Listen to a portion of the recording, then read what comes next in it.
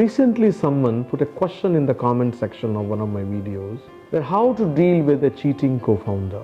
Well, I will say congratulations. Hopefully you found a cheating co-founder sooner than later in the journey of your startup. You need to remember you can never control the outside world. Only thing that can change for you in your life is your own self.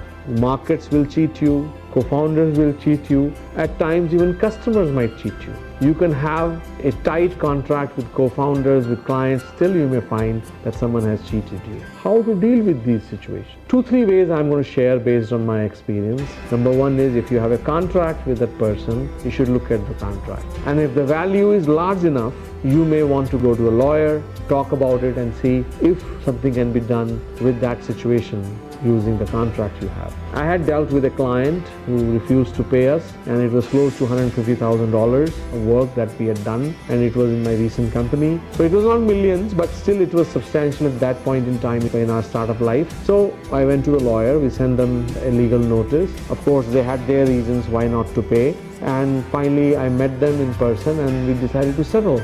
That instead of both of us spending thousands of dollars in legal fee, so we decided, okay, we are instead of $150,000, they're going to give me $80,000 and we'll call it even. Say that it's been done. We signed an agreement document and be done with it. That's one way we took care of it. I won't call it a cheating, but obviously it was something that I felt they cheated me because they were not paying me for the work we have done. Now, another situation where co-founder, I felt he was not doing right by me.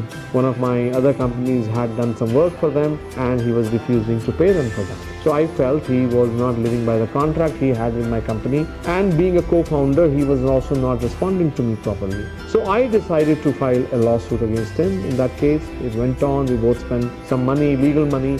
Finally, I decided to settle for a much smaller amount because I didn't want to drag it any further. I felt, that guy was adamant about for whatever reason, but I decided to terminate my co-founder relationship with him. So the lessons from these two situations I will share with you are, one is try to see if there is a legal contract, if you can salvage some amount that you think you have lost.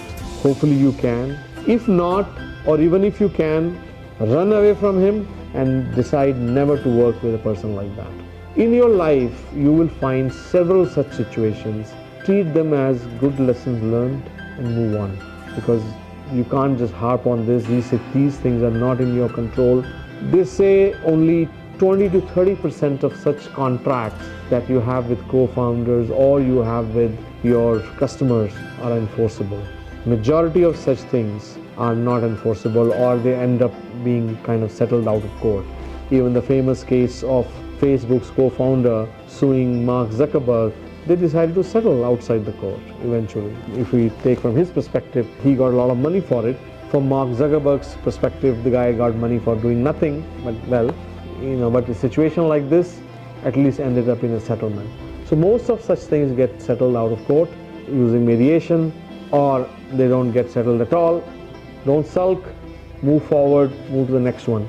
You have more money to be earned in the future than harping on what you are losing now. Hope it helps you. Thank you.